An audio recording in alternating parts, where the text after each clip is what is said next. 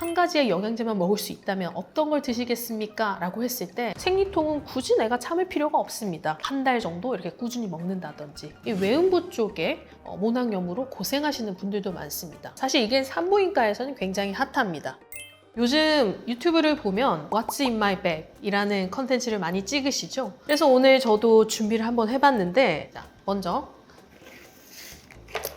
여러 종류의 핸드크림이 있습니다. 외래에서 환자분들 계속 만나고 초음파도 보고 내진도 하기 때문에 손위생은 필수인데요. 비행기 어메니티 받은 거, 선물 받은 거, 이것도 선물 받은 거죠. 요거는 살짝 비싼 감이 없잖아 있는데 이건 비타민 E가 함유되어 있어서 피부 장벽을 조금 더 강화하는데 도움을 주는 것이죠. 저는 사실 1년 365일 입술이 트는 사람입니다. 그래서 다양한 립밤을 사용을 하고 있는데요. 사실 입술이 텄을 때는 유분기가 너무 많기 때문에 그다지 효과가 좋진 않습니다. 통증이 심할 때는 이렇게 수분감이 있는 걸 발라주고 유분감이 센 걸로 이렇게 덮어주면 이 수분이 그 안에서 계속 이제 유지가 되면서 빨리 호전이 될 수가 있죠. 또 비판텐 많이 아시죠?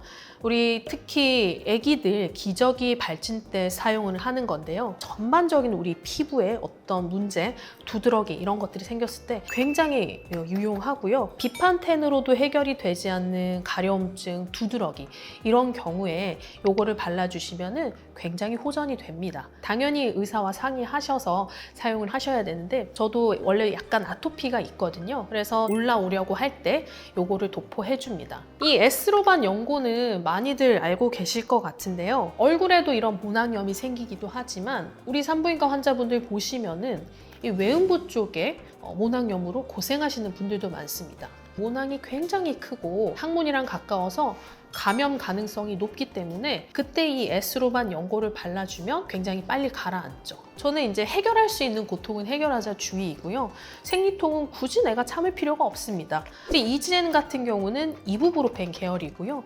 타이레놀은 아세트아미노펜 계열입니다. 이 프로스타글란딘을 효과적으로 억제시켜줄 수 있는 게 바로 이 이부브로펜 계열이거든요. 최대 용량까지 드셔도 되고 만약에 이것도 조금 부족하다 그런 경우에는 타이레놀과 교차 복용도 해볼 수가 있습니다. 진통제로도 안 잡히는 생리통이 있다 이런 경우는 이 약에 내성이 생긴 것이 아니라 생리통 자체가 너무 심해진 것이기 때문에 그때는 꼭 산부인과 내원해서 초음파 검사 시행하시고요. 한 가지의 영양제만 먹을 수 있다면 어떤 걸 드시겠습니까? 라고 했을 때 아마 이 유산균을 가장 많이 선택을 하실 겁니다. 원활한 배변 활동은 장내 독소를 잘 배출한다는 의미도 있기 때문에 얘는 무조건 아침에 먹고 질 유산균을 예전에는 거의 꾸준히 먹었는데 요즘은 좀 컨디션 떨어졌을 때 한 달 정도 이렇게 꾸준히 먹는다든지 락틱 액시드, 즉 젖산을 이제 분비를 하게 되는데요. 이것 덕분에 질 내부 환경이 약산성 상태가 유지가 되고 꾸준하게 몇 달 먹었을 때 요즘은 내가 질염에 걸리지 않네?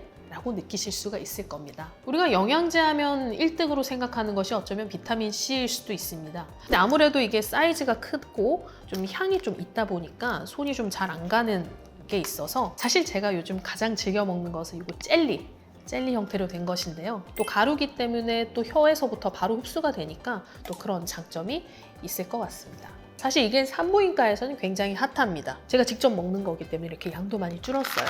그래서 몸에서 합성이 되지 않기 때문에 반드시 복용을 해야 됩니다. 만성염증에 대한 것이 굉장히 화두죠.